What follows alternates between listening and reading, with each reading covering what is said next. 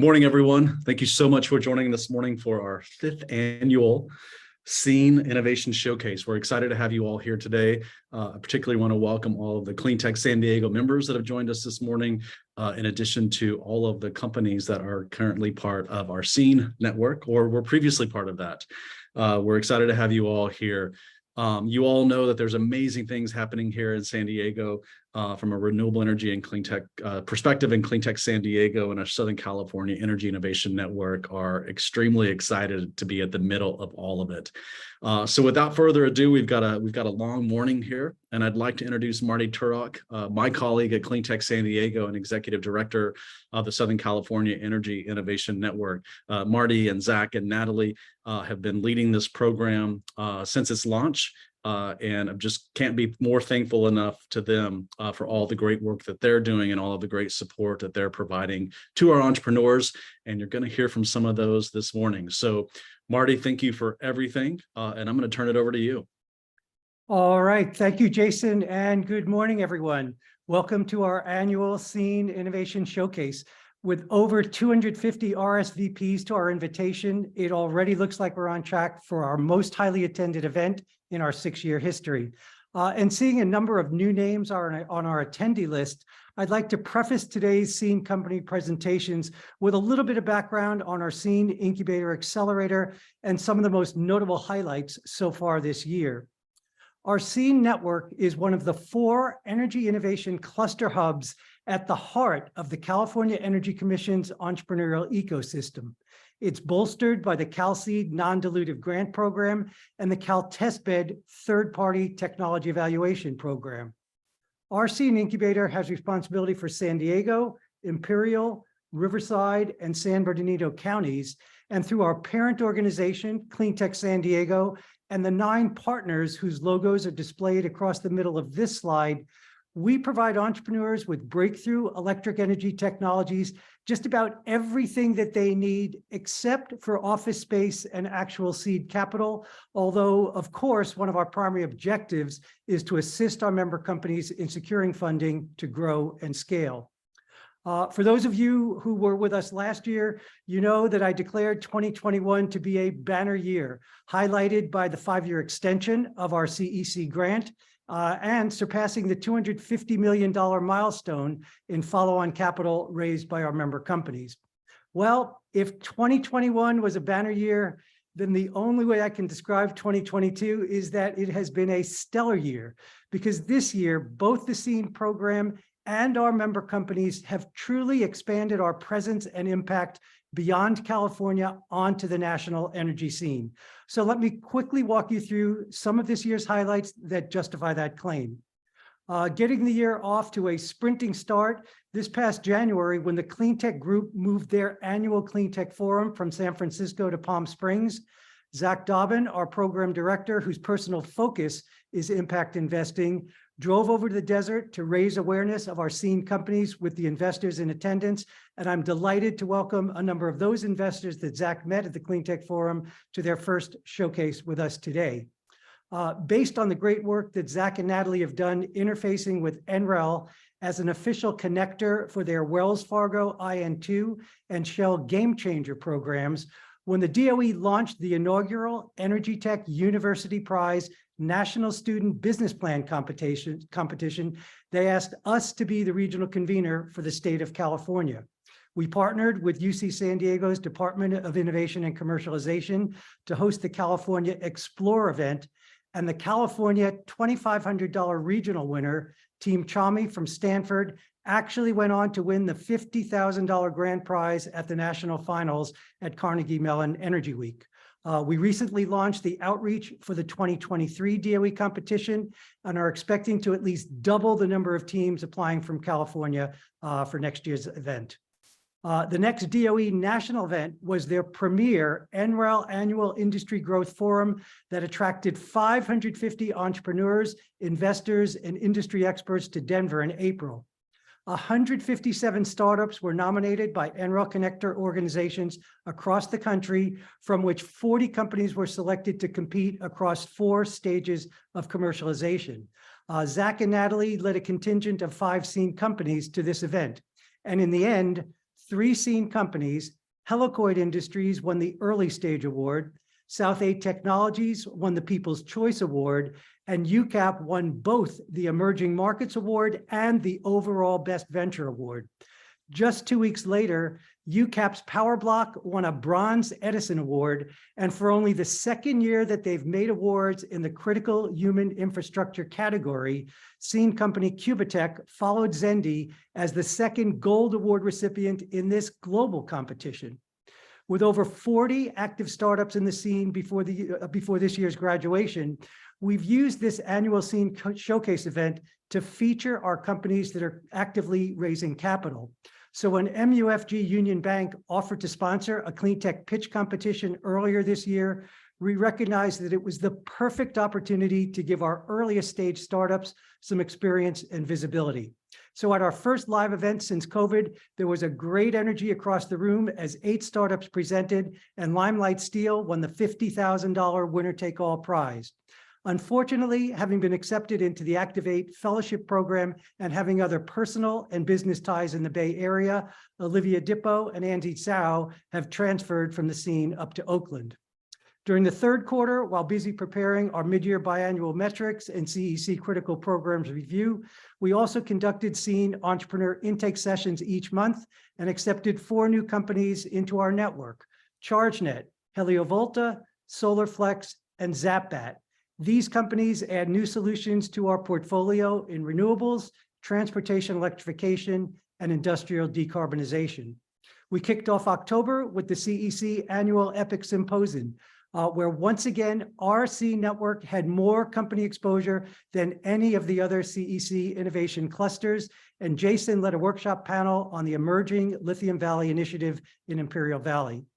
And with Zach Dobbin as our board member on the San Diego Innovation Council, he led the ever-growing presence of the Cleantech track, which this year had so many highly qualified candidates that 2 of our companies, VECKTA and Heliovolta, rolled over into the software and engineering track. With 3,000 plus attendees, the annual Verge Climate Tech Summit is the leading climate tech event in the country. Natalie Toon, our scene program manager, led this year's scene contingent to Verge. And I'm delighted to report that after winning the Accelerate at Verge competition in the buildings category, beating out fellow scene company Enersion, Jane Milia, CEO of Harvest Thermal, beat the other 4 finalists in energy, transport, carbon, and food to win the $10,000 grand prize and broad national recognition. Natalie and the scene also came away winners with 10 new investor connections, a few of whom we welcome to our event today. While our scene program operates with rolling admissions throughout the year, we do announce all of the companies that graduate the scene each year just prior to this annual showcase. So last Tuesday, we issued our 2022 graduates press release and announced our most graduates ever with 10 startups that have been with us from 26 to 47 months. And now all of their new technologies are scaling in the marketplace to reduce GHG emissions, create more jobs, and deliver ratepayer benefits to all Californians. But even with those 10 graduates moving on, we still have 32 active member companies, with the 8 companies circled being the ones that we accepted into the program this year. And we have a robust pipeline of new companies with exciting breakthrough technologies teed up for our 2023 intake sessions, including our first local company that is doing direct air carbon capture. So that brings us to today's Scene Annual Showcase events, where we'll be featuring 7 of our companies that are currently actively seeking either seed or Series A capital raises. We hope that their presentations will impress you enough to introduce them to potential customers and investors. And at this time, I'd like to turn the program over to Zach Dobbin, our Scene Program Director, who also is our lead with the investor community, and Natalie Toon, our Scene Program Manager, who leads all of our programmatic initiatives. Zach and Natalie, take it away. Well, thank you so much, Marty, and good morning, everyone, and thank you for joining us. We've got a great slot of presentations lined up for you all today. Some of these companies have just joined our program over the last 2 quarters, and some of these companies have been with us over the last 2 years and are now raising their first round or even a growth round. Unfortunately, igrenEnergi was unable to join us today, and KIGT had some technical glitches. So for those of you who are interested in hearing from them and getting their deck, please just let me know and I can connect you directly. Next slide, please, Shannon. So who's with us today? As Marty mentioned, we have an all-time high of over 250 registrations for the event, which is fantastic. And it's comprised of Cleantech San Diego members and the broader climate stakeholder community from around the globe. Given the showcases for our companies raising capital, we did some number crunching to break down the investors who have registered today. Given our program is funding stage agnostic, we have companies that range from pre-seed to growth. And so we maintain a wide clean tech investor network from angels all the way up to investment banks. And as you can see, we had a great turnout with 53 investors registered for the call today. We've got some great corporate groups on the call who have strategic investment arms, including Cleantech San Diego members, EDF and ENGIE. And we've had an overwhelming number of VCs turn out to the event, from analysts all the way up to managing partners. We've got VCs from San Diego, including Sway, Anzu, Bolo, New Fund and Clear Creek, and Eco Electron. And we've got VCs from California, the rest of the US, and even some VCs headquartered abroad. So thank you to all of our investors for registering today. With that, it's now my pleasure to turn it over to our MC for the day, Natalie Toon, who joined us last September and has been working very hard with our startups and investors. Natalie. Thank you, Zach, and thank you to everyone who's joining in with us this morning. Before we begin with the presentations, I have just one housekeeping item in terms of process. Each company is going to present for 7 minutes, and you may drop any questions you have in the chat during those presentations. After each presentation, we'll have a few minutes for Q&A that will be moderated by Zach. Please note that each presenter will be sharing their contact information, so you can get in touch with them and get any questions answered that we might not be able to cover during the event. Now, without further ado, it's my pleasure to introduce our first presenter, Gareth Evans, the co-founder and CEO of VECKTA. VECKTA has developed an energy transition marketplace platform that's accelerating the development of DERs and microgrid projects. VECKTA joined our SEEN program back in June of this year, and they're currently raising a bridge round. With that, I'll hand it over to you, Gareth. Good morning, everyone. First presentation of the day, so the pressure's on. It's a privilege to be here and be a part of this great community. Thanks, Cleantech San Diego, for organizing, and hello to the friendly faces in the room, and excited to meet those of you I've not met yet. So without further ado, I'm excited to share with you VECKTA, the team and software-enabled platform that is simplifying and accelerating the energy transition. Next slide, please. First of all, I want to share with you how the energy transition feels to businesses around the world today. And I think this picture sums it up. The industry is confusing, complex. Our customers don't know where to begin, what is possible, or how to go about starting this journey to more profitable and sustainable energy transition. They're being bombarded daily and are in decision paralysis while the pressure mounts. Next slide, please. What we do know is that business leaders globally want access to secure, clean, affordable, and sustainable energy. Next slide. Yet our businesses today are built on centralized infrastructure and outdated commercial models developed over the last 100 years. Today, we are passive consumers of energy. We do not control where we get it from or how we get it. And it is an increasingly significant aspect of our business operations. And we are seeing globally the risks associated with these centralized systems and how vulnerable they are and how they can be massively disrupted and very quickly. Next slide. In the US alone, the estimated annual cost of power outages for businesses is $150 billion. This is shocking. And with increased geopolitical pressures, wildfire seasons, hurricanes, and more, we will continue to see mounting tailwinds for energy sovereignty. Next slide. In addition, energy costs are escalating globally. And here in California, we have some of the highest energy costs in the world, making us less competitive and productive. Next slide. And while there is no one silver bullet for the energy transition, on-site energy is the only energy solution that can provide businesses with scalable, secure, resilient, affordable, and sustainable power, but only when developed correctly.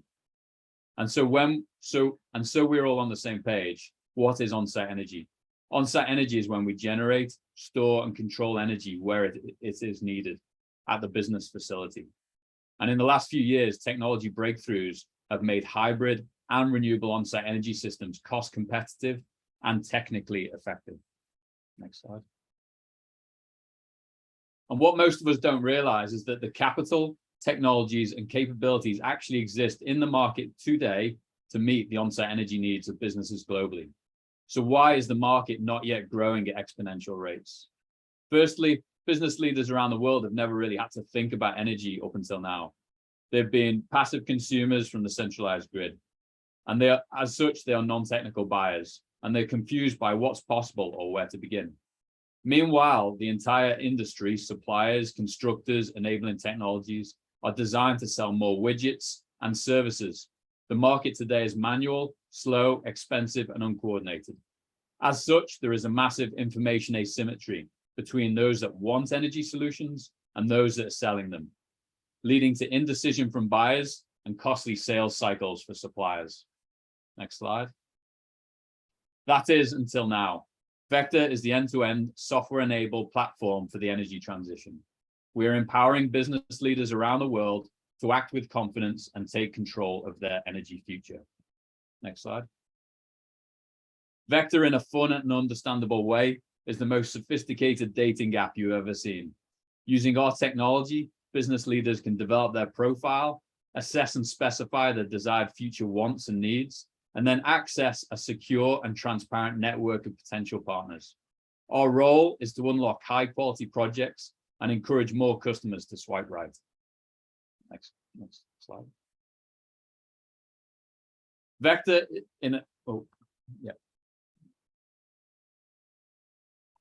VECKTA enables our customers to baseline, define, manage, and prioritize their energy situation today, and develop an energy strategy to deliver, track, and report against company objectives. This can be done for Scope 1 and Scope 2 emissions directly, and our platform can be shared with their suppliers to proactively track and impact Scope 3 emissions. Next slide. Our customers can then design and customize energy solutions for their specific facilities. We can do this 90% more cost effectively than business as usual practices. VECKTA is the only platform that is tailored to the commercial and industrial industry. We consider the hundreds of thousands of variables that go into designing these solutions in a solution agnostic way. And then we give our customers the most technical and financially optimal solution. We consider all commercially available technologies, unlike much of the industry that is stuck in solar-only mode. Next slide. VECKTA's marketplace then provides the processes, workflows, and guardrails to ensure our customers are asking the right questions at the right time in a consistent language, such that suppliers can bid on their projects. They get access to a vibrant, tailored, and competitive landscape. Ultimately, VECKTA turns ideas into electrons. Next slide. And the market opportunity is huge, with a total addressable market for the C&I sector estimated to be worth $400 billion per year by 2025. VECKTA's aspirations are equally as huge. Today, we are building and selling the infrastructure to enable businesses to assess and design their energy strategy, which is leading to more quality projects being originated for transaction in our marketplace. From 2025 onwards, VECKTA will become the platform for the assessment, deployment, and monitoring of on-site energy systems globally. And the data being collated and acquired will result in VECKTA being the system of record for the entire industry. While energy is our focus today, we believe the marketplace infrastructure we are building will be the next generation of B2B marketplaces, facilitating multi-million-dollar transactions across the energy, then sustainability, and ultimately infrastructure sectors, unlocking a multi-trillion-dollar-a-year market. Next slide. We are working with some of the biggest brands in the world today and have two primary revenue streams. One, platform access and project assessment fees, enabling our customers to design their energy strategies, and two, success fees paid for by suppliers who win work in our marketplace. In the future, we'll monetize this rich data set. The platform access and assessment fees cover our cost of customer acquisition, allowing for the success fees to be pure profit. Our approach results in high customer lifetime value. And unlike most hardware cleantech ventures, as a software-enabled platform, we have low capital-intensive business and a pathway to faster results. Final slide, please. So in summary, why VECKTA and why now? The market opportunity is huge and it has significant tailwinds, but it needs to be unlocked. VECKTA is unlocking and simplifying the market today. As an independent and agnostic platform, we can access the entire market with no conflicts of interest. VECKTA is the only solution in the market today that places the energy buyer in control. We are bringing clarity, simplicity, and high return on investment solutions to the whole market. Based on our team's diverse and unique experience in the energy, software, procurement, and supply chain sectors, we have an amazing product and a first mover advantage. And finally, we're not here to compete with the status quo and provide incremental progress. We are here to massively disrupt and accelerate the entire energy industry in scale, which will create more opportunities for the rest of the industry and your portfolio companies. Next slide. So what's the opportunity for you on the call? Many of you are part of a business or know someone that has a business today exploring your energy transition options. Let VECKTA simplify and accelerate that process. Single sites or large portfolios, game on. If you're an investor, we have a great syndicate, including Vola Earth, who are on this call today, and we're open to exploring investment opportunities with companies that are truly looking to unlock the energy transition. That's it from me today. Thank you. Great. Thank you so much, Gareth, for kicking things off with such a strong presentation. We'll now move into our Q&A period. So Zach, are there any questions from the audience? There are. So I'll open it up, Gareth, with, can you describe a recent project example? Yeah, I think two really good examples that stand out. One, we're working with KIGT AVX. They have 30 facilities around the world, and they have a corporate mandate to reduce their emissions by 46% by 2032. The team was essentially, their status quo objective was to go around and try and put solar on the roof of their facilities, but they didn't know what it would achieve, how much of an impact it would make, or how to even get going. And so we onboarded all 30 of their sites into the platform. We helped prioritize where they get the greatest return on investment in terms of that emission reduction target. We've assessed the top 4 sites in detail, and we're currently about to release their first project into the marketplace, a project in Ireland that will deploy solar. And the other one is actually local to many of us here, Coronado Brewing. We've finished their assessment. We've just finished their request for proposal, or the customer has, and is about to be released into the marketplace. And that's for a solar and storage development on site, which will really massively reduce their cost of operations. Thanks, Gareth. And we have a great question from Charles Portuno in the chat. So how do you ensure participation from buyers, sellers, and EPCs on the platform? What was the first part of the question, Zach? How do you ensure participation from buyers, sellers, and EPCs onto the platform? Yeah, so I'd say, many marketplaces, you have the chicken and egg problem, and many marketplaces, the supply side is usually the challenge. In this industry, it's actually the demand side, because customers don't really know what to ask for or how to ask for it. So the whole market is looking for access to high quality projects. So our strategy has been to generate the tools and the ecosystem to enable the energy buyers to really simplify how they go about assessing and asking for projects. And then the supply follows that demand. So we don't have any problem attracting supply into the market by presenting high quality projects.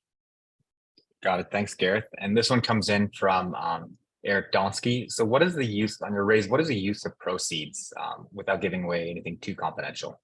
Yeah, I think ultimately this is about a sales and marketing play now. We've got an amazing base product. We've got some incredible brands behind us, the Honeywells, the Raytheons, the KIGTs of the world. These are not small businesses, which proves that regardless of the scale of companies, even the biggest corporates in the world actually don't have their hands around their energy transition strategy. So this is really now about ramping up our exposure to the market, being able to load the top of the funnel with the projects, kill the bad projects early, and then drive the high quality projects down through the funnel for our suppliers to ultimately deploy. So it's primarily sales and marketing. Thanks, Gareth.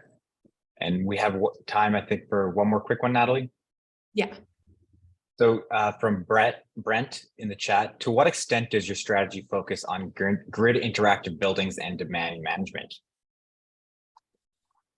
You know, I'd say we specialize in deploying the on-site energy system. What we always advise our customers to do is go through the process of going energy efficiency first, make sure they manage their load, make sure they have their building management systems in place, and that they've minimized the amount of energy they need. Our priority today is to then help them source the on-site energy system to meet that reduced load. So it is not an immediate strategy, but we see the huge opportunity, and I'm very passionate personally about the Web3 transition and how that will massively unlock new commercial opportunities within the sector, and the ability for more peer-to-peer trading, more using energy when and how we want to use it, and then ultimately being able to commercialize any excess energy, or actually be able to buy in energy from others and manage this constantly moving target in terms of demand. But that's not our focus. Thank you, Gareth. That's about all the time we have for Q&A. So next we're going to hear from Evan Bierman, the COO of Smartville. Smartville is developing a battery reconditioning process that converts used EV battery packs to reliable and affordable stationary energy storage solutions. They've been in our SEEN program since 2019 and are currently raising a $5 million Series A round. Quickly, as a reminder to the audience, feel free to drop your questions in the chat as the presentation goes on. With that, Evan, I'll turn it over to you. Yes, thank you so much, Natalie. Appreciate you guys for sponsoring this today and for having us, and appreciate everybody for coming today. It's a very exciting time also to be with all these other companies. Just the energy here is amazing, and we appreciate it, and I think it's exciting for everybody. So I'm Evan Bierman. I'm the Chief Operating Officer of Smartville Inc. From powering cars to empowering cities. What we do is we take repurposed second life EV batteries and use them for stationary storage application using our proprietary technology. Today, I'm going to tell you about the story of our company, which is a very simple story of supply, demand, and the technology to take advantage of these markets. Next slide. So as we know, and we can see in our lives, electric vehicles are coming up everywhere. I can't drive anywhere without running into a Tesla or a Tesla running into me. These cars are everywhere. The market is exploding. By 2030, we're going to have 10 times as many electric vehicles on the road as we are today, as you can see evidenced by this plot from Bloomberg. Now, when we drive gas cars today, we put gasoline, we go to a gas station, we put gas in the cars, we drive around, it burns up, and you don't have to think about where the gasoline goes. But that's not the case with electric vehicles. You can't just burn up the batteries as log. That's not going to work, and it's not good for the environment. I don't suggest you do. So what's going to happen to these batteries? Well, the market is exploding. 10 times as many EV batteries as today. Not only that, for every 10 batteries that are made for the electric vehicle market, that's cars, trucks, you only need one battery made for the stationary storage market. These are batteries used to store solar energy and spit them out at night to reduce bills and demand charges. So 10 times as many EVs on the road, and for every 10 of those, you only need one for the stationary storage market. Think about this for a second. By 2030, you won't need to make any new batteries if you don't want to. You can supply the entire energy storage, stationary storage market with second life batteries. That's how many second life batteries there are today. Right now, when you look at how many batteries are coming out of the market, 2% of all cars don't make it to the first year of their life. There's an incredible rate that people don't realize when they're going around and they're seeing all these cars, these batteries are coming out.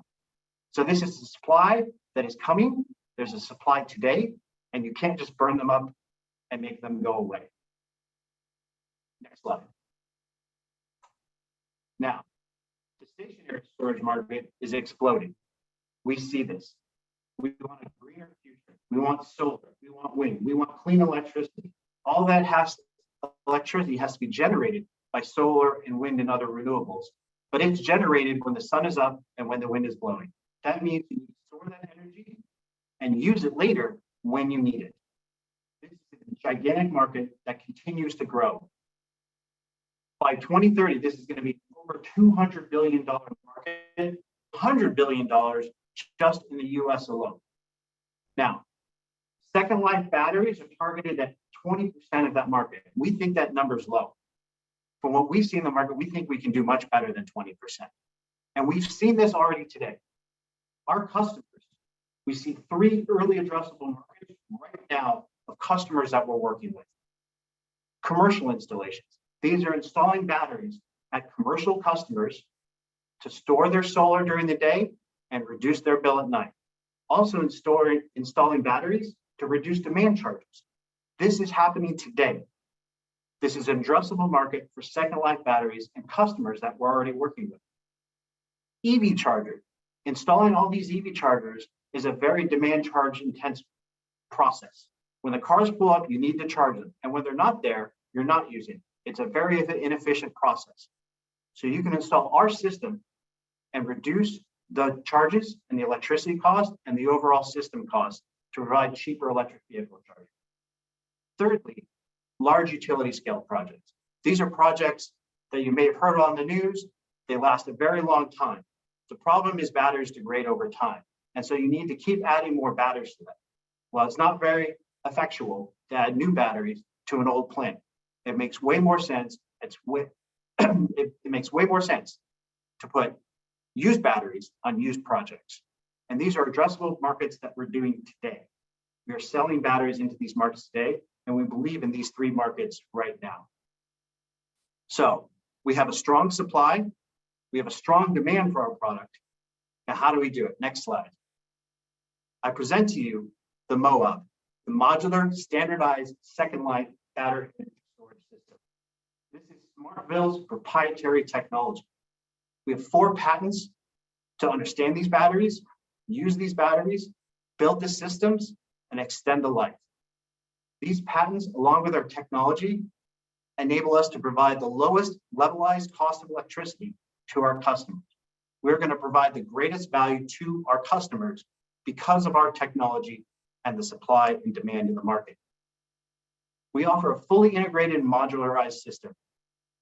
These can fit any use case that you need for storage systems. The other great thing about our product is a comprehensive safety plan. Everybody has seen lithium-ion battery fires in the news, and this is a real problem. Not only that, we're dealing with second life batteries.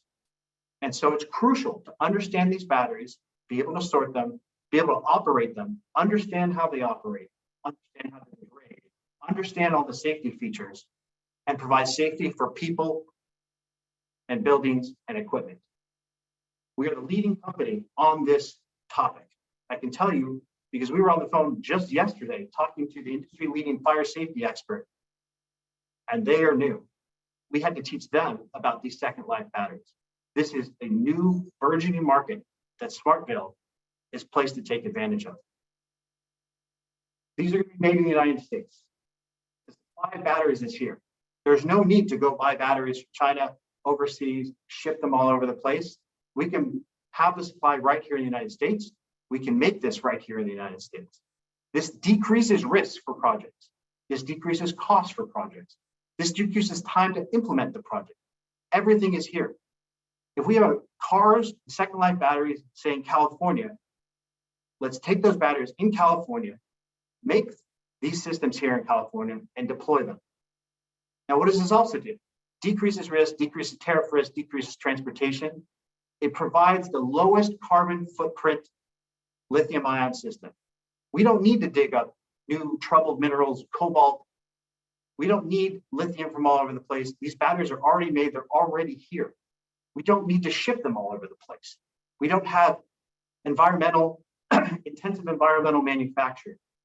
So we can deploy the lowest carbon footprint energy storage systems. Smartville already has 4 systems deployed. You can see one of the picture that we deployed at the local library to help for resiliency and lower their bill. We also have a strong pipeline of projects, including our partners with Nissan, Southern Company, Wellhead, at San Diego State, raw mist power. We have an incredible pipeline. And honestly, at this point, we have more demand than we can keep up with because we're a startup. So at Smartville, we're looking for partners to join us in this clean future and help us scale and become the leading second life EV battery company and leading stationary storage company. Thank you for your time today. Do you have any questions? Natalie, you're muted. You're on mute.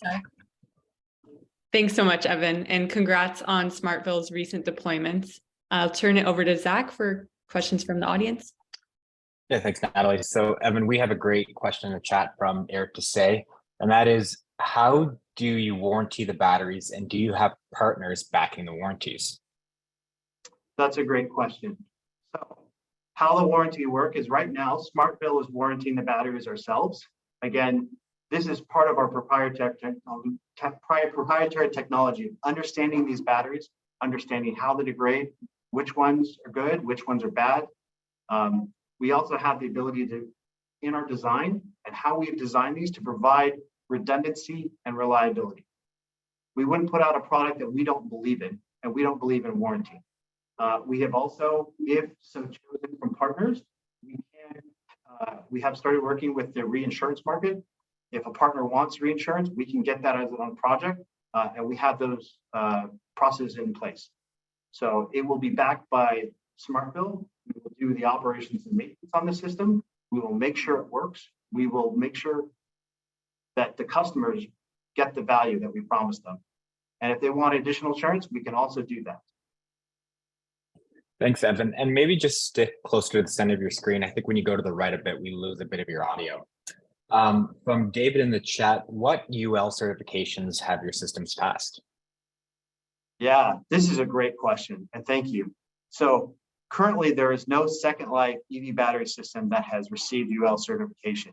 The regs, we are involved with all the organizations. In some cases, we're going to have to write the regs, but we are on track, I would say, to get certification and be the first second life energy storage product to receive UL certification, and we are on track for that. And that is one of our main goals, to, again, comprehensive safety and certification. Thanks, Evan. And I think I see Natalie popping up, so we are close to time. There are questions in the chat, so Evan, please feel free to respond to those directly. Sure. Thank you, Zach. Thank you, Natalie, and thank you, everybody, today. Looking forward to working with you all. Thanks so much, Evan. So moving along, I'm happy to introduce our next presenter, Zora Chung, co-founder and CFO of ReJoule. ReJoule has a battery diagnostics platform that helps automakers and fleet owners maximize the value of their EV batteries. They've been in our SEED program since 2019 and are currently raising a $5 million seed round. Zora, please take it away. Great, thanks, Natalie. Hi, everyone. I'm Zora Chung, ReJoule's co-founder and CFO, and our vision is to maximize the value of electric vehicle batteries with our fast diagnostics platform. Next, please. So you may be surprised to hear this, but automakers don't have fast and reliable ways to understand battery health. The battery management systems on board are actually known to be unreliable, and the predictions actually get worse as the battery ages. The only other industry standard is what we call cycling. This is where you charge the battery up to 100% and drain it to zero. This is obviously not scalable or cost effective because it takes hours and requires expensive equipment and labor. Next, please. ReJoule offers a fast, accurate, and easy way to check a battery's health. Next, please. Even while it's in vehicle. This is critical because not every service department has the resources to remove a battery from the car. There's no installation required, and our vehicle tester simply plugs in through the fast charging port. Next, please. So that mechanics can easily be trained to perform battery testing. Next, please. We have 2 patents pending and have filed international patent applications. Next, please. The patents are for the signal, hardware and signal processing technique. The hardware allows us to get health data that nobody else can, and the signal processing technique enables us to quickly process this data for instant results. We also have proprietary software for battery management systems to handle real-time processing and machine learning algorithms for battery modeling. All of this has been developed in-house with our own engineers. Next, please. We have raised over $5 million in non-dilutive funding, and earlier this year, we closed an oversubscribed pre-seed round of $1 million. We've won industry-relevant competitions, and we're working with 5 corporate customers already, but I'll just highlight the 2 use cases we have with a top 10 global automaker that demonstrates the immense impact and opportunity of our technology. Next, please. We're working with 2 different business units of a major EV seller in Europe. The first project on the left is to help them quickly assess the health of their used EV batteries for repurposing. The customer told us it would break their business model if they didn't have our fast testing solution. We've just completed the first project where they paid us $55,000 to create a battery model, and we demonstrated we could measure a battery's health at 90% and 98% accuracy in a 15-minute test compared to the 3+ hours it takes them today. We're in talks on a second project to test much larger batteries, and they have even requested to keep one of our prototype test units. The second one on the right is a collaboration project to develop a vehicle-level battery tester for this automaker's flagship EV. We're working with their after-sales team, where the goal is to be the authorized diagnostic tool for all of their dealership service departments. This puts us in a position for production-scale revenues, which is a multi-million-dollar opportunity. We're already talking to leaders in their after-sales division for what long-term deployment looks like. They plan to use our tester during regular vehicle maintenance and to diagnose potential issues for warranties.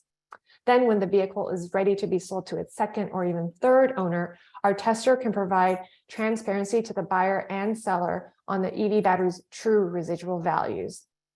While these are project-based revenues, next please.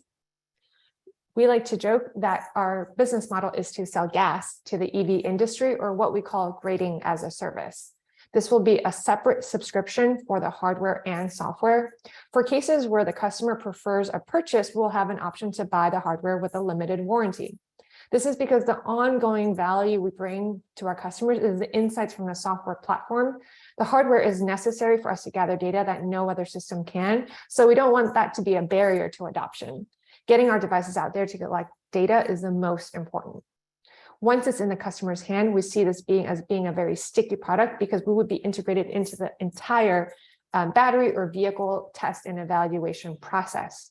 The benefit of this model is that we can scale with the inevitable growth of EV batteries each of our customers will have to test over the years. Focusing on the subscription versus simply selling the hardware aligns our price of value we deliver with each use of our product. And of course, this improves our profitability as our customers will need more testers and have longer subscription lengths. We're already testing various price points from as low as $500 to over $3,000 a month. Our goal is to gather as much data as possible to add to our battery library. Next, please. ReJoule is uniquely positioned to address the needs of automakers because nobody else can offer the fast and accurate testing while the battery is still in the vehicle. Next, please. Software-only solutions can't provide a health assessment on a specific battery. If you're doing repair, a statistical model isn't helpful because you need to know the health of the one in front of you. Next, please. Other hardware-based solutions can offer fast and accurate testing, but they can't do it for the larger batteries in vehicles, so they aren't even viable options. Longer term, we see the library of battery models as our competitive moat. It will make it easier for us to onboard new customers and harder for any new entrants to compete directly. Next, please. We are already able to create our model with less than 50 samples, where our competitors need thousands, if not tens of thousands of data points. Next, please. We are led by ReJoule's CEO and my technical co-founder, Stephen. He has a master's in electrical engineering from the University of Toronto, and he previously designed and tested military-grade power systems for Navy ships and submarines. He currently serves as a member on standards around battery management and testing, and he recruited me to lead the business side because I have over a decade of experience optimizing business models from companies like Clorox and Walmart for profitable growth. The rest of our team brings different technical specialties that are needed to bring our cutting-edge diagnostic platform to market. Next, please. We also are supported by an amazing group of business advisors that have an equity stake in ReJoule. They bring a combined over 100 years of experience in the automotive, battery, and technology industries. Next, please. We're raising a $5 million seed round to secure partnerships with at least 2 more OEMs. test the profitability of our grading as a service business model, and reduce our non-recurring engineering costs so that as we move towards Series A, we can have a more scalable customer acquisition strategy. Thank you so much for your time, and I hope you will join us in our journey to maximize the value of every battery. Thank you so much for that great presentation, Zora. Zach, do we have questions in the chat for Zora? Yeah, of course. Zora, so we'll start with, can you share any early feedback from your current customers? Yeah, so one of our customers that's based in Italy, they have been extremely pleased with our results. Earlier, I shared on average in a few different case studies, we were able to generate 98% accuracy. What they did was they did a blind test. So they chose batteries that our model had never seen before, and we were able to generate within less than 1% error. What was even more amazing was they told us that it took them about 1 hour to generate that data with our tester, whereas it took them over 3 weeks to do it with their traditional methods. Part of it isn't actually how long the test takes, but because the size of the batteries and the size of the equipment, that even to move the batteries to where they need to get tested, they need a certified technician to operate that equipment, and that person isn't always available. So this speaks to how industrial the process is and how a more smaller, faster, more portable device really makes a difference. Thanks, Zora. And this one is from Eric in the chat. So how have you validated your signal processing, and what is the value of your machine learning?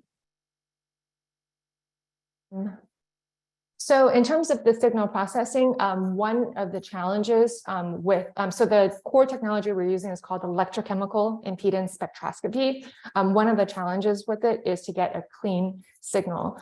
So over the years, we've been able to get a cleaner and cleaner signal to the point where we are now shipping our devices to our customers versus them shipping us the batteries. And with some basic training, such as a 25-minute video and video call, they're able to generate very clean data already.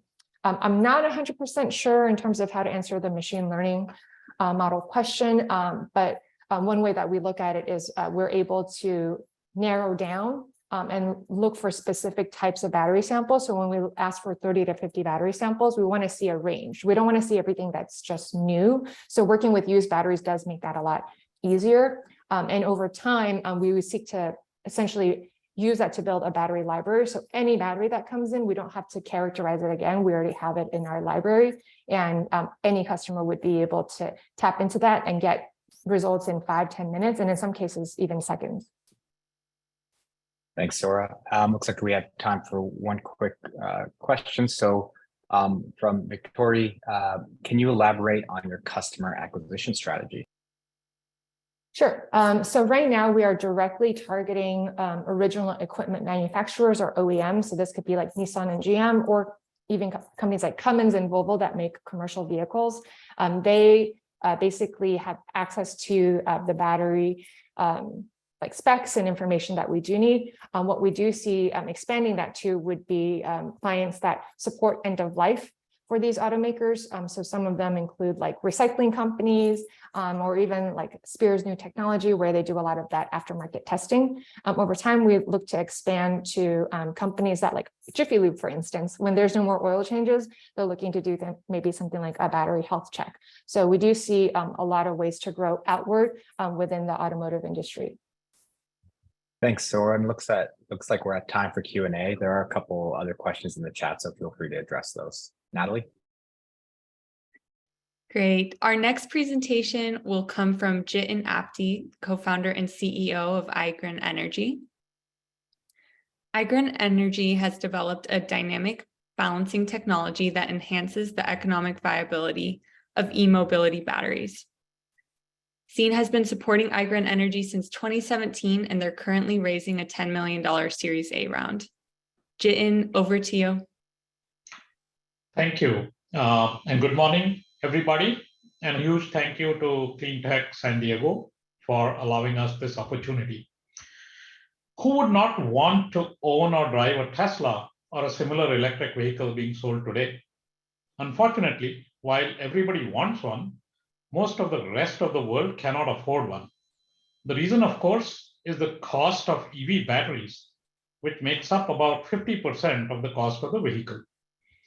My name is Jiten, and my company, igrenEnergi, targets mass adoption of electric vehicles. We enable batteries to provide better range, cycle life, safety, charging time, and also support the circular economy by enabling a lucrative second life for EV batteries. We won our first beachhead customer, an EV battery pack maker in Asia, and we now want to rapidly take our technology to many more customers all over the world, for which we are raising the $10 million Series A round. Next slide, please.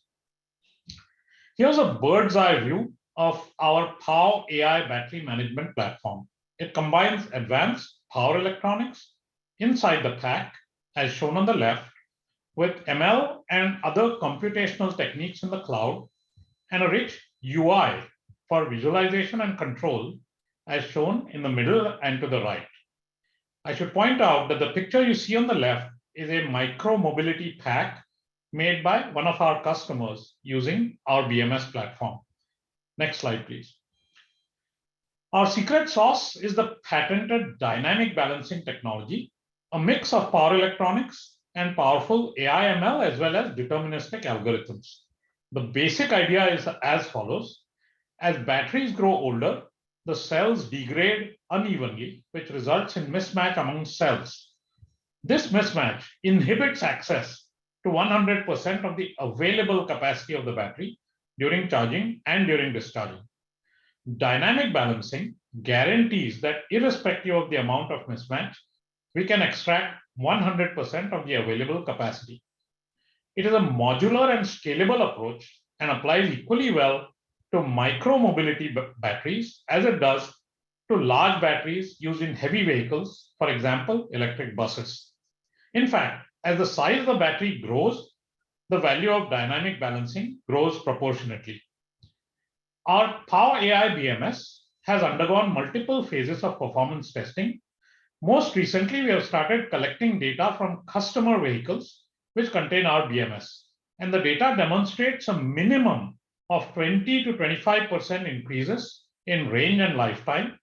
It also reduces fleet downtime and enhances safety.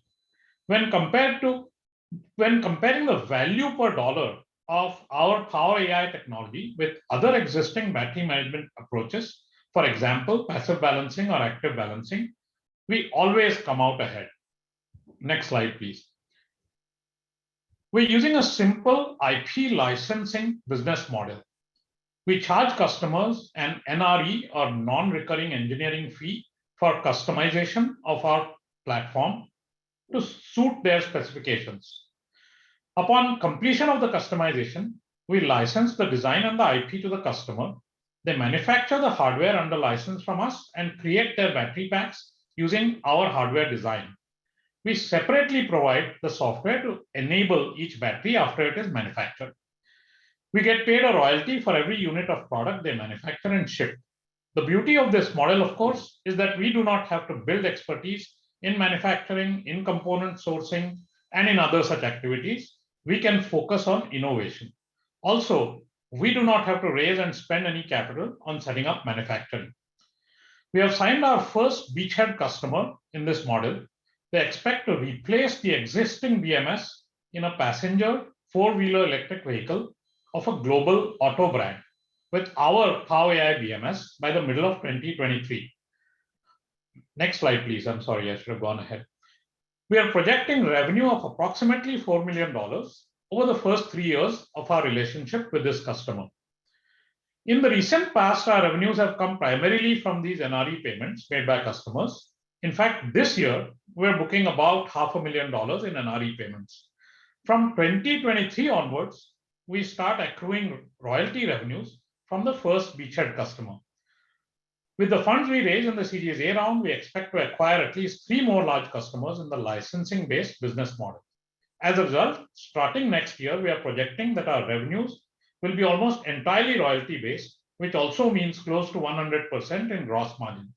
Our target is to hit $7.5 million in such high-margin royalty revenues in the 3rd year after Series A. Next slide, please. There's a lot of data on this slide, so let me summarize for you. Please don't try to read all of this. We have a very bullish approach about achieving our goals.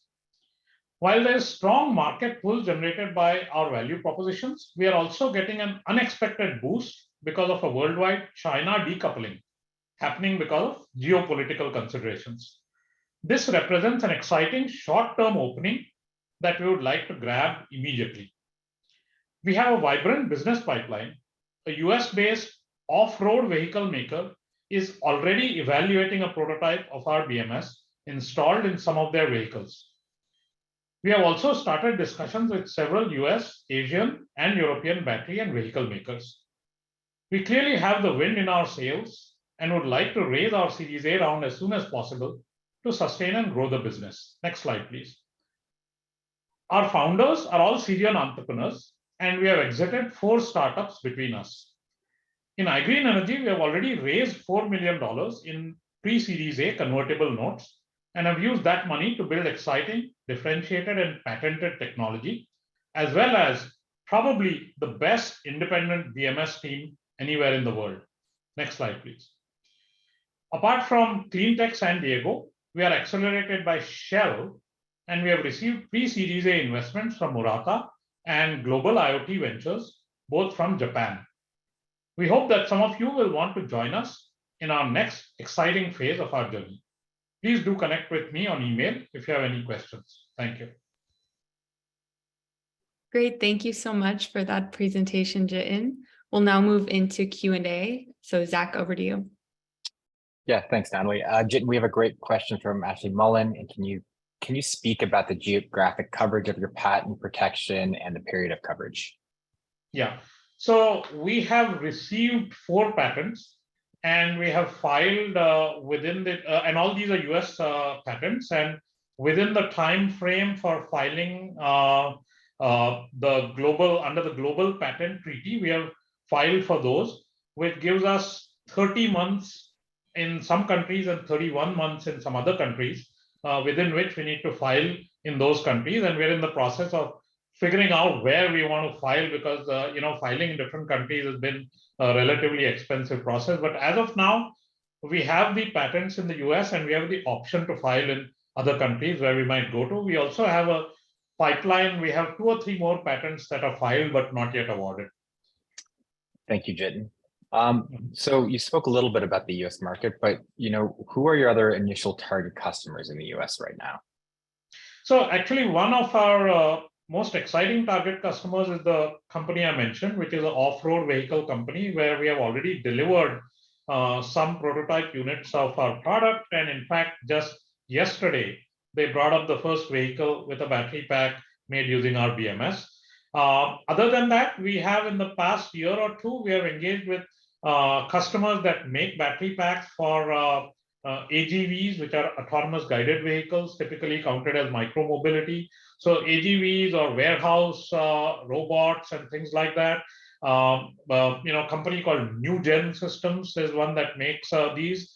We have also engaged with golf cart makers like GEM, which make golf carts primarily, ICE engine based, but now moving towards electrification. So there's a set of OEMs and battery makers in the whole space that we have targeted, and we would like to start really kind of engaging with them as we get the money on board. Thanks, Jitin. I think that's all the time we have for questions right now. And I don't see any more in the chat, but please feel free to respond if any come up. Natalie, back over to you. Thank you. So next up is Jane Melia, the co-founder and CEO of Harvest Thermal. Harvest Thermal manufactures smart, ultra-efficient, and affordable space conditioning and hot water systems for residential homes. They joined our SEED program back in June of this year and are closing out their seed round and will be raising a Series A round next year. Jane, please take it away. Thank you very much, Natalie, and thank you for the introduction. And it's a real pleasure to be here.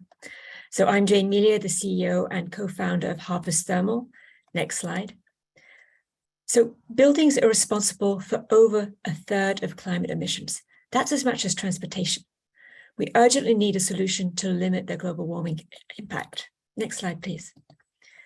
And heating and hot water represent a massive 2/3 of the energy used in homes. And most of that is from burning gas in our furnaces and water heaters. Next. Thank you. Next slide, please.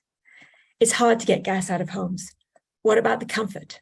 What about the costs? And what about the impact on the grid? I'm afraid that the build is not working. If you could advance it, thank you. What about the impact on the grid of transitioning the huge energy need from gas to electric? Harvest Thermal really solves all those challenges. Next slide, please. So a harvest system is made up of an off-the-shelf heat pump, a standard water tank, and our unique and patented controller, the Harvest Pod. And together they deliver heating and hot water to your home, always using the cleanest, cheapest electricity. So the Harvest Pod is the brains of the system. It contains electronics, our software, and flow control devices. And it operates the heat pump when electricity is clean and cheap. Next, please. This delivers hot water to a tank that the pod operates as a thermal battery to a high level of accuracy and control, and then giving you your heating and hot water whenever you need it. Next, please. The results are really outstanding. All our systems deployed in homes to date are reducing emissions by over 90% compared to the gas alternative, and by about 50% compared to the next best option, which are regular heat pump systems. Next, please. And they do that while reducing costs, up to 48% compared to gas. And this is unique in electric systems in that it substantially reduces costs compared to that baseline, delivering a positive payback and real value, economic value, as well as environmental value. Next slide, please. And harvest systems are also extremely comfortable and quiet. We have really strong reviews from all our customers and independent assessment of their comfort and their feedback. We deliver stable warmth to the home and meet all the hot water needs. Next slide, please. Now, really importantly, what about the grid? So here's the emissions profile for an electric grid with high emissions and generation costs in the mornings and the evenings, and lots of clean, cheap solar electricity in the middle of the day that we sometimes have to curtail. Next. Regular heat pump systems draw electricity mostly in the morning and the evening because that's when you need your heating. And that makes it hard to scale without costly grid transmission and distribution upgrades. Next. Harvest system always use electricity when it's cheapest and cleanest, saving money in emissions and enabling a strong and clean renewable electricity grid cost effectively. We like to say it's like an upside down duck. We always match the time of day when electricity is going to be cleanest, cheapest, and most abundant. Next, please. So this is a huge market. Every home needs a heating system. We're talking of a TAM of tens of billions of dollars just in the US and Europe. So we've initially focused on California, where 600,000 heating systems are installed every year. We currently have we're close to 40 systems deployed, and we'll increase that to over 400 next year.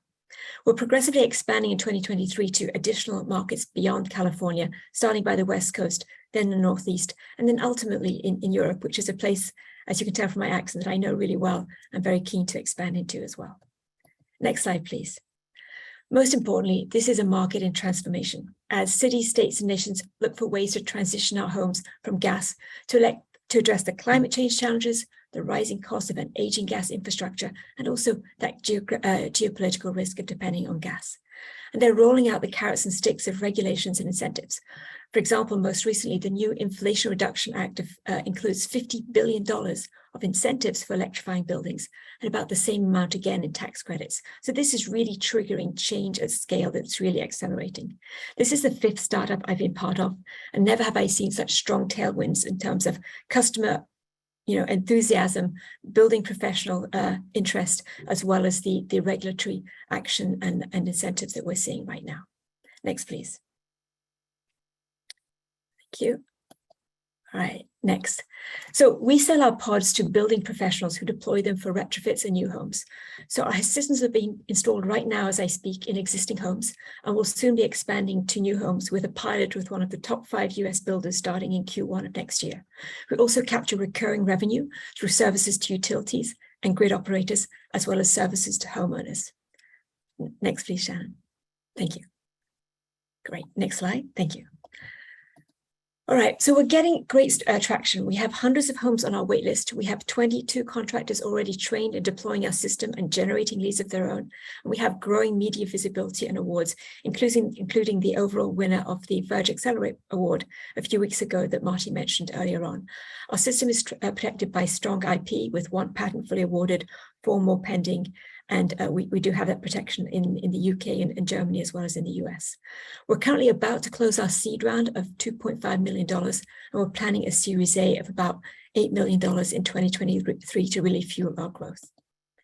Our contract, next slide, please. Our contract manufacturing facility is in place in the California Bay Area, and it has the capacity to scale as we grow our market. And this is not technology-heavy manufacturing. There's no major capital equipment required. Next slide, please. But most of all, our performance is extremely strong. Here are some of the homes that we've deployed in California, and each and every one of them is reducing emissions by over 90% compared to gas and cutting bills by between 20 and 48%. And that performance continues to improve all the time. Next slide, please. So we're a tightly knit team. We have the right skills and huge experience, and we've ramped up clean tech companies before. I have a PhD in fluid mechanics from Cambridge University and 20 plus years of leadership experience, most of that in clean energy startups. My CTO, Dr. Evan Green, and I first started working together in 2008 at a solar company where Evan led that engineering and manufacturing and ramped up production from 0 to millions of units per year.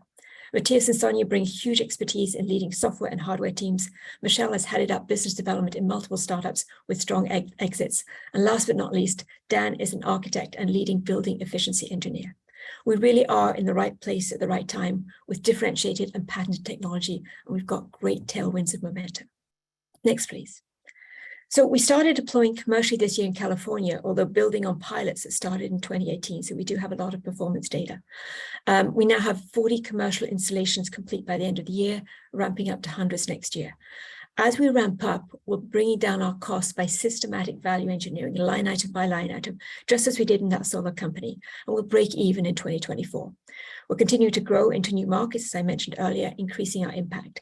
And the likely exit for Harvest Thermal is acquisition by a large HVAC manufacturer. In fact, we've already been contacted by 2 of those. Just going to end by saying that Harvest Thermal is really poised to take a leading role in dramatically reducing the carbon footprint of our buildings. Our homes really are best for the home, best for your wallet, but most of all, best for our planet. Thank you very much. I look forward to your questions. Thank you so much, Jane, and congrats on Harvest Thermal's recent traction and building momentum. So we'll now have our Q&A period. Zach, over to you. Yeah, thanks, Natalie, and thank you, Jane. So Jane, what part of the system does Harvest develop? Do you develop your own heat pumps or? So we developed the control unit, the Harvest Pod, and that's really important because we're complementary to, we make heat pumps better, we make tanks better. We let the R&D of heat pumps to be done by the large Mitsubishi and Daikin and others. We add a value that they don't have, really decoupling their electricity usage from the time when heating is delivered, which allows them to be much more cost effective and have a much more beneficial environmental impact. So that complementarity is really important to our business model. Okay, and then Jane, this one is from Sandra in the chat. Are you looking at or preparing your design to work with geothermal closed loop and district heating? So the control unit that we've developed is really as agnostic as possible. You know, barring certain conditions, we control a heat pump. So is that heat pump can be ground sourced or air sourced or water sourced. The majority of heat pumps, though, realistically are air sourced because air sourced heat pumps work very well in most climates and don't have that additional cost of having to dig the trenches and put the pipes in the ground. But at the end of the day, we're operating a heat pump at the times of day when it's going to be most efficient to deliver the heating to homes whenever they need them. So I would say we're primarily in the air to water heat pump opportunity, but in, say, extremely cold climates where geothermal makes a lot of sense, there's absolutely no reason why we wouldn't work with those as well. Perfect. Thanks, Jane. And this one is from David in the chat. So you've got the 40 deployments right now. Do you have a commercial version ready? Yes, so the version that we're deploying is commercial ready, but in the residential markets, we are focused on the residential market. So I know those terms can be confusing. So our systems are manufactured, certified, patented, permit approved, and being sold to paying customers in the field today, and ramping that up as quite rapidly over the coming months. That's great news. Thanks so much, Jane. And I think we are getting towards the end of the Q&A for this segment. So thank you, Jane, and I'll turn it back over to Natalie. Please feel free to answer any questions you see that pop up in the chat. I will do. Thank you. It's my pleasure to introduce our next presenter, Hanif Matazeri, co-founder and CEO of Enersion. Enersion offers a tri-generation system that produces on-site cooling, heating, and electricity for buildings without producing greenhouse gas emissions. They joined our SEEN program back in April of last year and are currently raising $6 million to complete their $17 million Series A round. Hanif, the floor is all yours. Thank you so much, Natalie. Hello, everyone. Definitely pleasure being here. I'm Hanif Montezi. I'm a co-founder and CEO of Enersion. And the mission of our company is to produce green energy for buildings. Next, please. Imagine you've been asked a very tough task to green up your building. Close to impossible. I assume the very first source of energy that you need to think about it would be heating of a building. If you use natural gas, it produces CO2. Everyone knows it contributes around 40% of global GHG emissions at this point, and so that's not something fun. On the cooling side, you're stuck with the technology that we're all using in our building, and it was invented 100 years ago by Willis Carrier in 1902 almost. And it uses synthesized refrigerant, the modern air conditioning systems, and the synthesized refrigerants are thousands of times worse than CO2, and practically all of that gets emitted to atmosphere. And not only they are very dirty, they're very expensive to run. Around 50%, sorry, 50% of the electricity in the summer months goes to cooling. When it comes to electricity, you have a greener option, which would be the solar panel. But the challenge with the solar panel is that it only converts around 20% of the solar radiation into electricity. And the remaining of the solar radiation warms up the panel and dissipates away into the atmosphere. So, and that's a result, that's why basically the payback for solar panels are so long, because the efficiency is 20%. Next, please. So after many years of R&D, finally we developed a new product. We couldn't find any name for it, so we called it Energy Cubed, because the new categories of product. And what it is, it's I think is a beautiful shiny box that sits beside your building or in your or mechanical room or on the roof, and gets connected to a special type of solar panels, and it provides a building with electricity, cooling, heating, all from one integrated solution. It produces absolutely zero emission, not net zero, zero emission. And because it's run on solar, it has zero OPEX. So basically free energy for all three. Next, please. So how do we install it and how does it work? So how do we install it? We first install a hybrid solar panel. These panels, they look like a regular solar panel. They produce 20% of, convert 20% of the solar radiation into form of electricity, just like any other solar panel. But we do not let the remaining of the solar radiation go to waste. We harvest them in the form of hot water. The hot water goes to Energy Cube, and that's where the magic happens. We are able to directly convert hot water into cooling without using any electricity and without using any synthesized refrigerant. I'm going to explain how in a few moments. In hot sunny days, that's how you get the cooling. In the colder months of the year, that thermal energy that gets harvested from solar panel warms up your building. So Energy Cube replaces your furnace, so you don't need to use natural gas, replaces your air conditioning system, and basically modify your solar panels. Next, please. So let's look at what is inside that energy cube. The key here is to converting hot water into cooling or cold water. We have more than 20 patents on this technology. And the way it works is that we use nanoporous materials. Next, please. Without getting too much into technicality, we have replaced the mechanical compressors that are traditionally used in air conditioning system, the traditional air conditioning system, with these powders. These nanoporous materials, around 6 grams of them, have the same surface area as entire football field.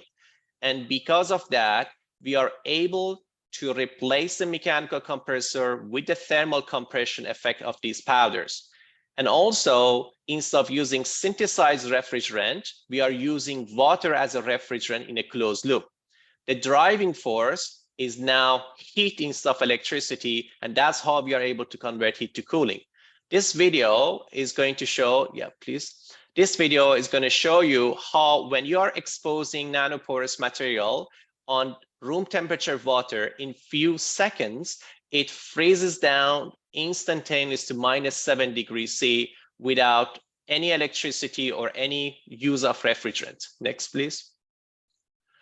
So what if you don't have solar radiation, for example, overnight? All our systems are being shipped with thermal storages that basically store the excess of the thermal energy during the daytime. And then even if you're running out of thermal energy over daytime or cloudy day, the system default basically reverts back on using grid electricity to provide heating and cooling. And because of that, the customer would not get interrupted in terms of receiving the energy. Next, please. All our system is shipped with 5G and AI. I'm not going to get involved in that, please. Next one. We have shipped around $1 million of products to of our customers. And next, please. And one more, please. The way we are dealing with our customers and all the installation is that we offer them a turnkey solution. Traditionally, a customer have to deal with a boiler installer, chiller installer, solar panel installer, software optimization.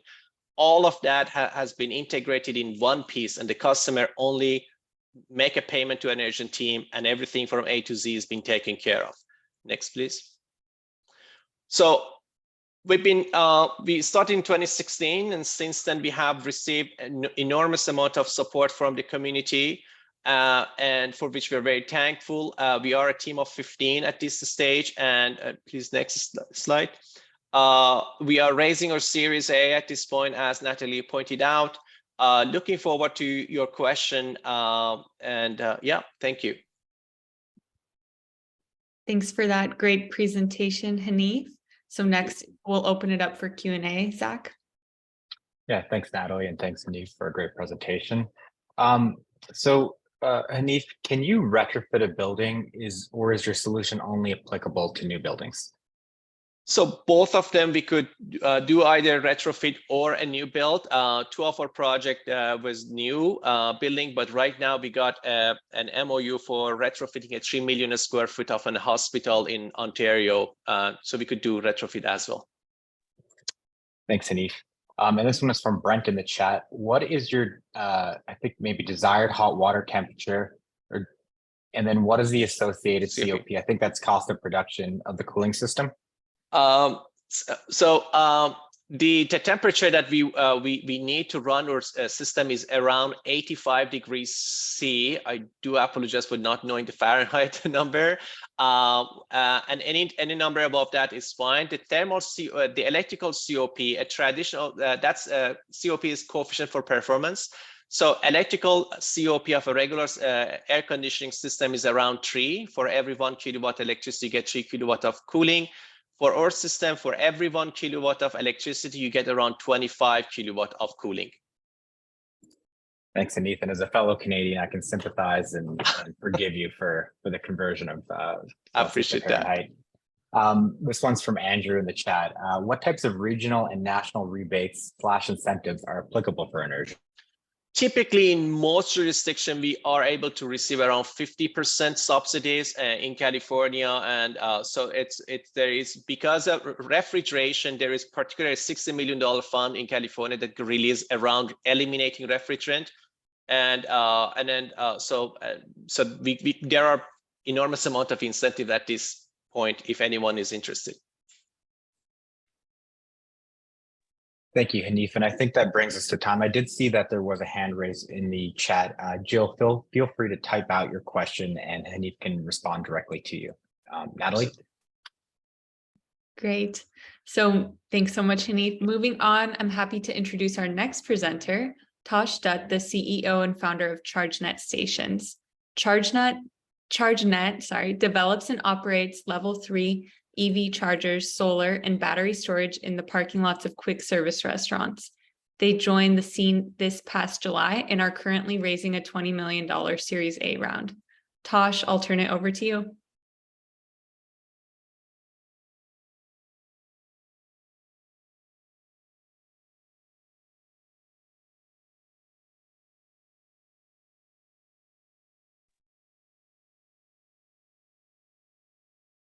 Hi, everyone. I'm Tosh Dutt. I'm the CEO and founder of ChargeNet Stations. Next slide, please. So we partner with quick serve restaurant franchisees, and we turn their underutilized parking lots and their freestanding pads into ultra-fast electric vehicle charging stations with energy storage and solar carports where it makes sense. Next slide, please. So the current public charging infrastructure that we have doesn't meet people where they're at. It doesn't coincide with daily activities. And also, it's unreliable. Over 25% of public fast charging infrastructure in the Bay Area is inoperable. Also, it's not typically anchored to any sort of experience or amenities. Pricing isn't transparent. And the point of sale can get confusing as you go from a network operator to network operator. Also, more and more people want an EV. And the issue around range anxiety is getting worse. Next slide, please. So why quick serve restaurants? Why are they so special?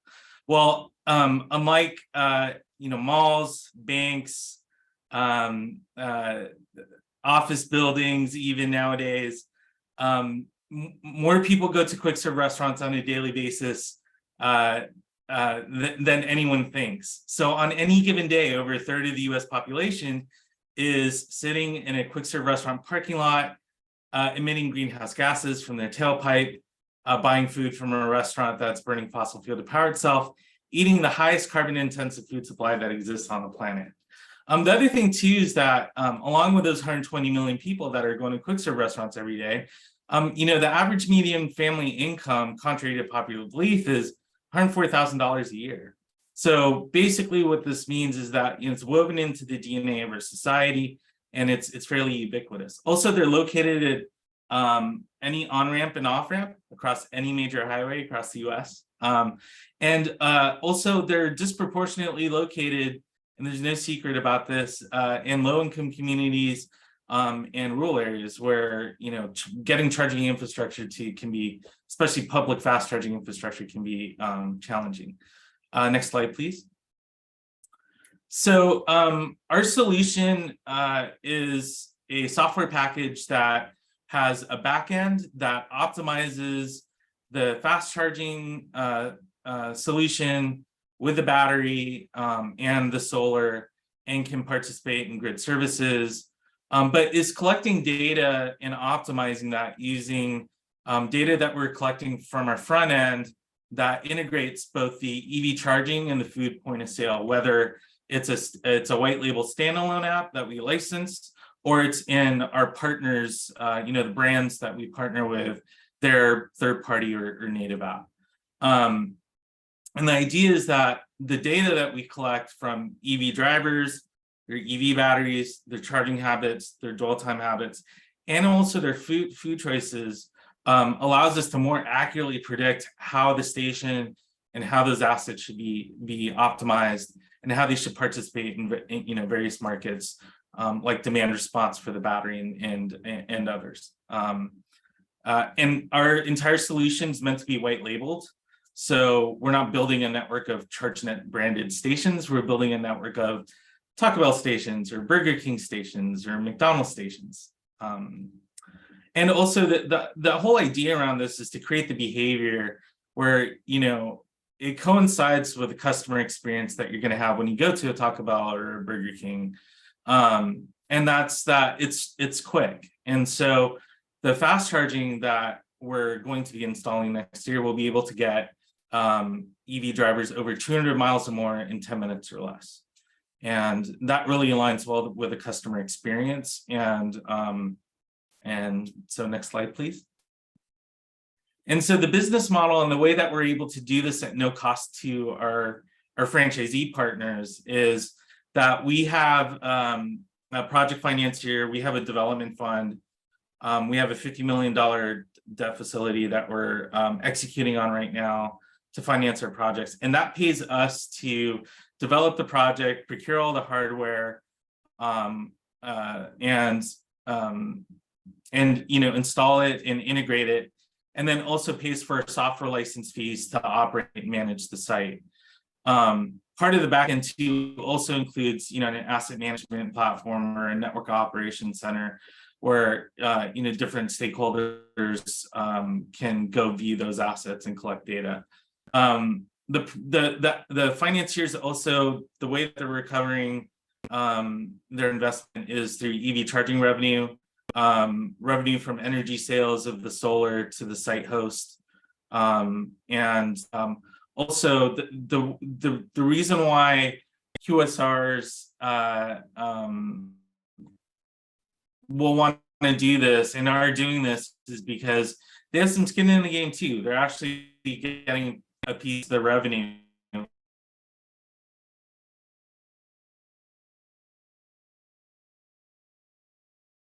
Fees, and then also, you know, profit sharing with the financier too as well. Next slide, please. So we have a really robust pipeline heading into 2023. In addition to the projects that we have with our partner Diversified Restaurant Group, which is you know, over 100 Taco Bells in SoCal and Bay Area. We also have other partners that we're working with that have locations not just in California, but other states, key states as well, that are favorable to EVs. And so we are working not just with some of the largest franchisees, you know, in the space, but also franchisors and parent companies and property owners as well. Next slide, please. So basically, this shows that you know, we have a really accelerated path to profitability. We're projecting profitability at the end of 2023, and that's also you know, driven by the Inflation Reduction Act and the investment tax credit that are now there for EV charging in low-income communities, battery storage, and you know, extended ITC on solar. Next slide, please. So as far as where we're at today, we have our first site operational in South San Francisco that has 6 75 kilowatt fast chargers, 80 kilowatts of solar, and 250 kilowatt hours of battery storage. We have another 4 projects, so sites 2, 3, 4, and 5 are in construction or are happening sequentially. And you know, we have an agreement to develop over 100 of these Taco Bell locations. And so, you know, we're actively deploying on our project finance vehicle. And next slide, please. You know, we wouldn't be here for our wonderful partners like Cleantech San Diego and Scene. We're definitely honored to be a part of that and are really grateful for the opportunity to present to you. And also to have the network and support to help us grow and achieve our goals. We've also been part of other accelerators as well. We have some really amazing hardware partners and also O&M partners like Charger Help that's doing the O&M on our charging stations. And you know, our investors as well, Align Climate Capital, who was our lead investor for Series Seed in our bridge, and is supporting us currently with, we're currently raising our Series A, along with New Fund Venture Group and Oran Ventures. Next slide, please. So just in terms of the impact, looking at the opportunity, not just from reducing CO2 from EVs and fossil generation, but also looking at the opportunity to address some of the we're at the intersection of the largest carbon intensive food supply that exists on the planet, and so there are opportunities that we have to be able to offset that, and further in our product development we'll be working towards that. Next slide, please. So our commitment to diversity, equity, and inclusion is defined at our careers as much as it's a statement about who we are. Me, my co-founder Rebecca, our CTO, and Venus, our COO, we're just really excited about the opportunity that we have to build a company that we're building, especially with the amazing talent that we have, and the ability to really build a company around the pillar of diversity, equity, and inclusion. So next slide, please. Thank you for listening, and I look forward to your questions. Thanks, Tosh. Looks like we have time for one question. So what do you think the biggest thing missing from public fast charging that's going to make it easier for people to adopt? What's that thing that's missing right now? Well, I think the thing that's missing is more fast charging stations. I mean, what's happening is, the automotive market is starting to push out EVs that are $40,000, $30,000 and less, and that really opens the market up to middle income, lower middle income people in disadvantaged communities to be able to now access these EVs and operate them and have the benefits of them. The principal problem is they're not going to have a place to charge, and so there's going to be a large population, over a third of the EV driving population, that's going to be exclusively have to charge publicly, and it has to be done in a place where it coincides with people's daily activities. It's not a separate activity, and it's something that they can already fit into their day, and be able to have that experience that they already have, just for the convenience of being able to fast charge and be able to power their tools, or get on with a road trip. So yeah. Perfect. Well, thanks so much, Tosh. I think we're at time for the Q&A period for ChargeNet.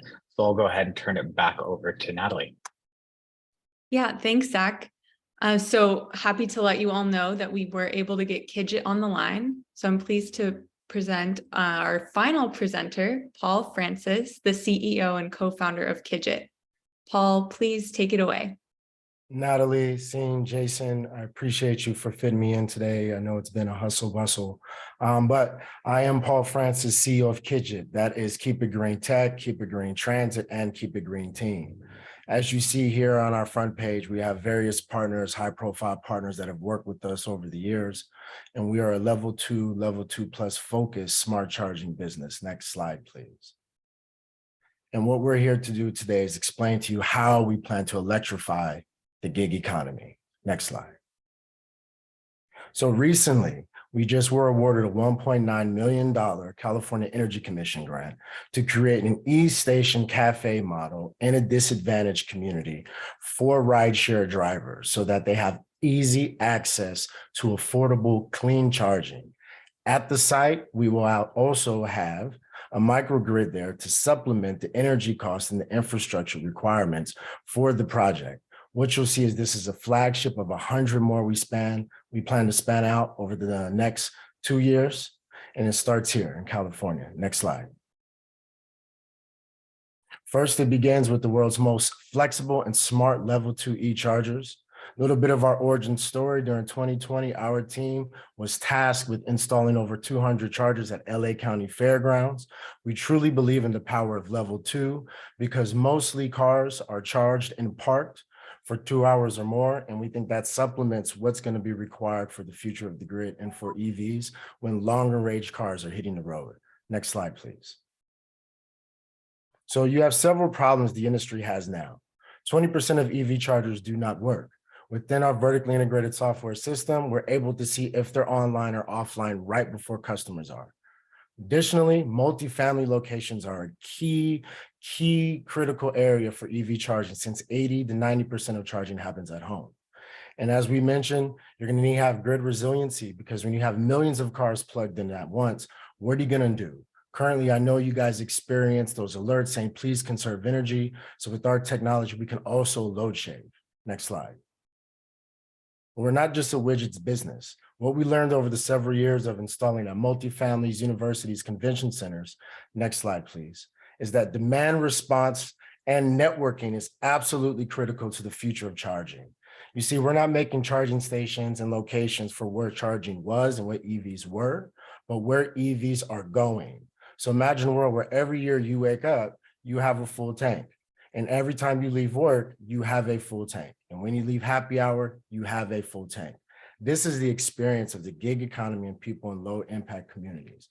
And what we learn in our 3 verticals in our business, similar to Tesla, with our hardware and our software and our projects, next slide, is that what we can do is install over 100 public chargers over the next 500,000 over the next 5 years. Next slide.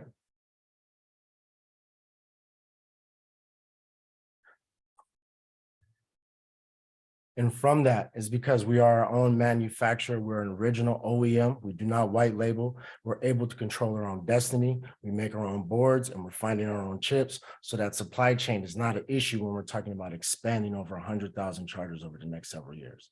Next slide. When you're talking about projects, manufacturing hardware, our software is a critical component. Next year in 2023, we introduced our level 2+ charger. We call it the Mirror. What you're going to see is facial recognition for fleet, for autonomous rideshare. And what you're going to have is a way for people to interact without having to touch it. And level 2+ is 80 amps and 19 kW. Next slide, please. And with our software verticals, we've learned through demand response in various ways within our network, we can earn revenue. You know, you're looking at glorified parking meters, but selling electrons is not the business case and not the business model if you want to get into charging. Understanding how to get chargers in the ground, how to work with utilities, and then using the entire system within your software arsenal to generate income is why KIGT is special. Next. And so what we're able to demonstrate with our first grant is charging as a service is how we're connected to a microgrid with demand response and curtailment. This just recently happened as a government tech business. This helped us then launch for that $1.2 million grant when you're talking about scaling commercially. Next slide. Regulation and mandates.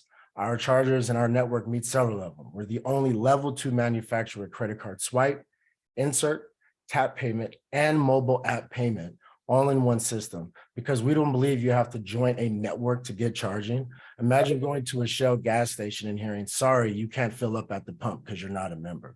We want it ubiquitous, so everyone. That's why we say we're the charger company of the people. Next slide.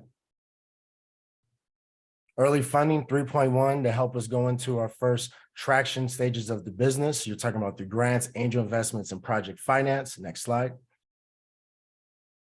And how we've been able to grow thus far and how we plan to scale is leveraging our diverse supplier status through our wholesale retail business, but also our grant business and leveraging those opportunities through our projects so that we can have the absolute opportunity to install those 100,000 chargers over the next 5 years. Next slide. Here's our traction white list. I'm not going to go into the detail of it other than this is a demonstration of us showing our software capability through our wholesale retail model, our project model where we own the assets like at the San Diego Convention Center where we recently installed and we generate income over the next 5 years. This shows the flexibility. And if you're an investor on the project side or on the software hardware side. Next slide. Here's an example of the San Diego Convention Center. Next slide. Where we're going to show how we have demand response and how we're going to leverage that with the utility. Here's an example why the Fairplex Fairgrounds and that convention center area wanted to use us for our digital ad platform and the flexibility of billing, payments, and free charging for staff. Next slide. What you have here is at the University of Texas. You're seeing a trend that we're at locations where people are parked for 2 hours or more. We're in locations where you have close to living, conference centers, entertainment areas. There's on-campus living near this location. Next slide. And why Uber decided to work with KIGT is because our locales fit the demographics of Uber drivers. Next, this is a big partnership we're working on with them because they plan on going 100% electric by 2030 along with Lyft. Next slide. And what you have is an untapped market right now of people not being served because 80% of charging happens at home. They don't have access. Over 2 million people in the US who drive gig that will have to shift over to electric. Next slide. And with the projects we have in the sites currently, what you'll find is that supported by Uber, Uber drivers can reserve KIGT chargers so that they can have a guaranteed utilization. For us, that's ancillary revenue from our software services. Next slide. And when you talk about the locations of disadvantaged communities and how 85% of charging happens at home, these folks don't have access. Next slide. That's why we want to serve 1 million people when you're looking at the gig economy with residential chargers also at multifamily, near universities and entertainment centers. Next slide. In locations we call EV charging deserts where gig economy drivers usually start. Next slide. Where they have limited to 2 times less access to adequate EV charging. You're talking about the future. It's not the millions of people who already drive EVs, but where are we going to get the uptick of people in EV charging required? It's from these community types, the pre-owned market community types. Next slide. Because over 44 million people rent and you have a large population not going to have access. Next slide. So our solutions have been, next slide, to serve Californians who rent in LA. Next slide. Boom, multifamily locations at affordable housing. We're putting charging where people begin their day in the gig economy, next slide, and when they end in locations, next slide, at the San Diego Convention Center, near the Hollywood Bowl at this church we're working within the disadvantaged community. Next slide. Next slide. So these are examples of faith-based organizations that we've partnered with where we also own the charging infrastructure and we do a revenue share. Next slide. And it wouldn't be all possible if we didn't have the incubators and accelerators and the pedigree of the people that help support us to get to this point. That's why we're raising our Series A round, next slide. And why we're raising our project finance round of $50 million to help scale the e-station business already supported by Uber, Schneider, and the various partners helping us build our flagship project here. Next slide.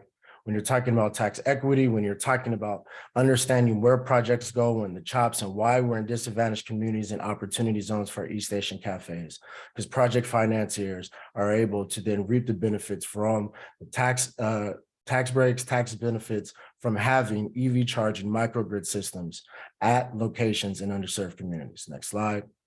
And with our management team and our engineering team of rock stars, you guys can look at the deck and see the chops of it all. We're like, next slide, championship team that has a mix of veterans, people from Edison who have worked there are now our project managers, and a lot of young youth that it takes to actually do great things and scale this business to serve an untapped market going into the next 5 years.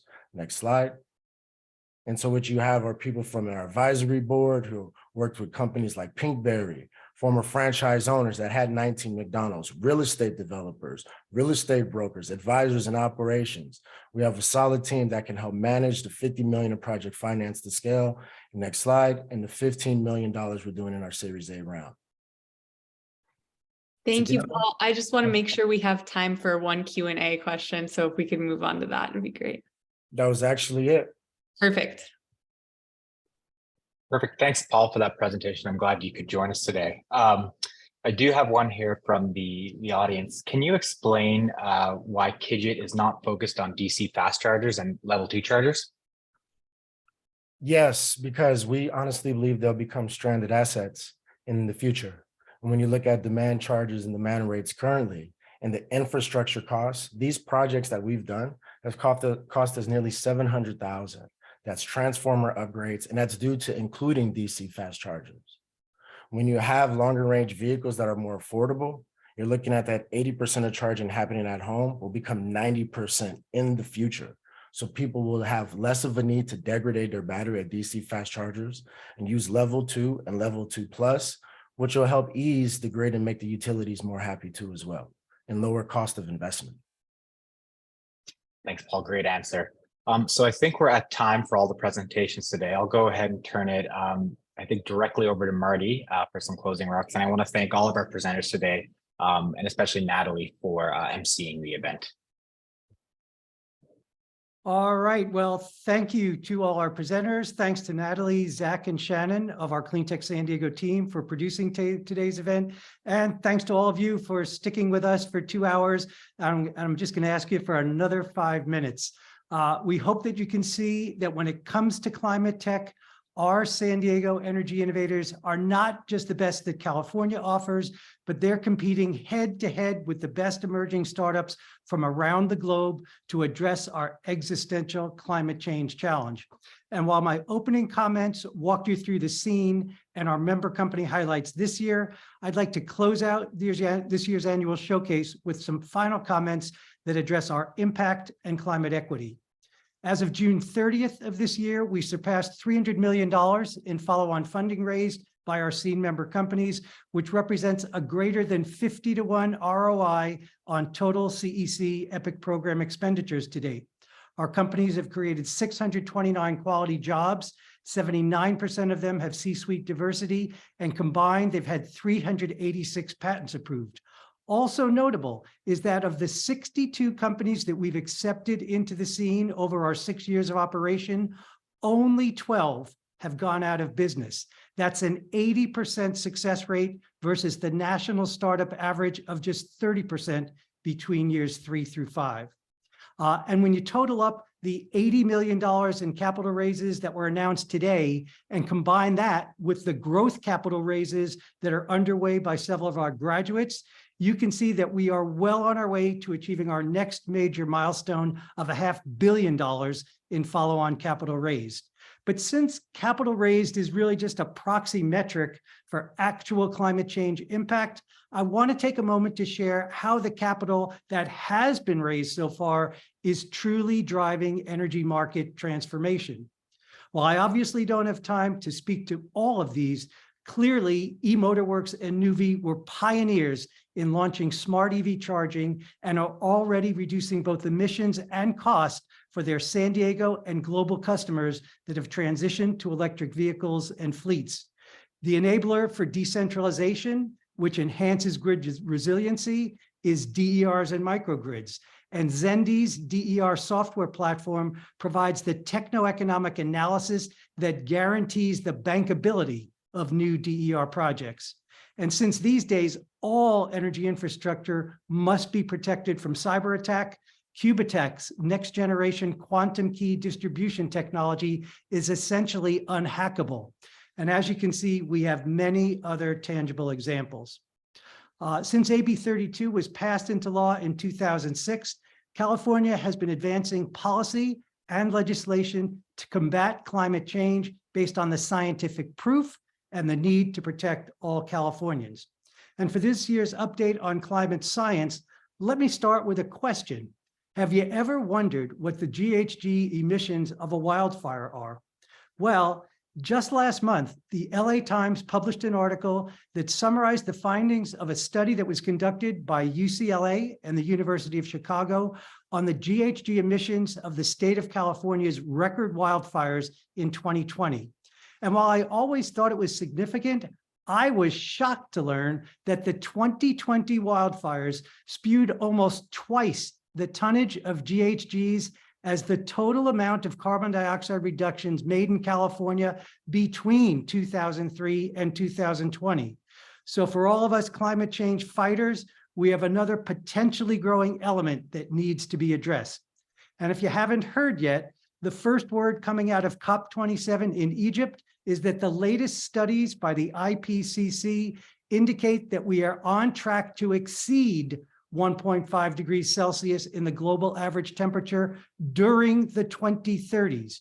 And this year's United Nations Environment Program's annual emissions gap report estimates that even if all of the Paris Agreement pledges made by nations are fulfilled, we're currently tracking to an average estimate of 2.6 degrees C warming by the year 2100. So the urgency to shift from defining commitments into a full global implementation mode has never been more urgent, with just 8 years left until 2030. And the last topic that I wanted to address is climate equity. Are we really moving the needle? Well, let me show you what 3 of this year's SEAM graduates are up to, and you be the judge. Since Dover Janice of igrenEnergi could not be with us this morning, I wanted to point out that 47% of Californians are renters. That's over 6 million households. igrenEnergi's virtual grid software platform enables building owners to monetize solar PV and reduce energy costs for common areas while also passing along some of the savings to their tenants. Ivy's current pipeline includes over 40,000 rental units, which are targeting installation of 80 megawatts of solar PV. For just $499, NeoCharge's smart splitter enables anyone who has a 220-volt dryer outlet to plug in their level 2 EV charger without the need for an electrician or any panel upgrades. And Spencer Harrison has offered our audience today a $150 discount if you use the code SEEN at checkout. And finally, 2022 has really been the year that the vision for Lithium Valley is well on its way to becoming a reality. Not only have the first 2 8,000-foot commercial wells been drilled, so they're now working with live brine, but with a new definitive offtake contract with Stellantis for lithium hydroxide supply and a commitment to supply both lithium and power to State Bolt's 54 gigawatt-hour battery manufacturing plant, all of the pieces are coming together for controlled thermal resources to create a full circular economy around lithium and EV battery supply chain, bolstered by IRA tax incentives for critical minerals and battery components. This Lithium Valley initiative will create thousands of jobs and major economic development in one of the state's most underserved counties, and is on track for geothermal power production, followed by battery-grade lithium in 2024. So I hope you'll now agree that the climate equity needle is indeed moving across the SEEN geography. So in closing, I'd just like to point out that much of what we presented to you today has been under development over the past 5 years, 4 of which were working against a strong federal headwind from both a policy and funding standpoint. So now, with $470 billion in federal funding to address climate change over the next decade, I can guarantee you that the best is yet to come. So if you'd like to join our SEEN team and entrepreneurs on this exciting mission, we're always looking for new entrepreneurs, mentors, technical advisory committee members, and pilot hosts. So feel free to contact Natalie, Zach, or me. And for those of you who have a broader sustainability interest beyond just energy, you should consider becoming a member of Cleantech San Diego, our not-for-profit cleantech trade association for the greater San Diego region. For more information on that, contact Jason Anderson. And so with that, I'd like to wish you all the best down the home stretch of 2022 and a very happy and healthy holiday season. Thanks so much for spending the morning with us.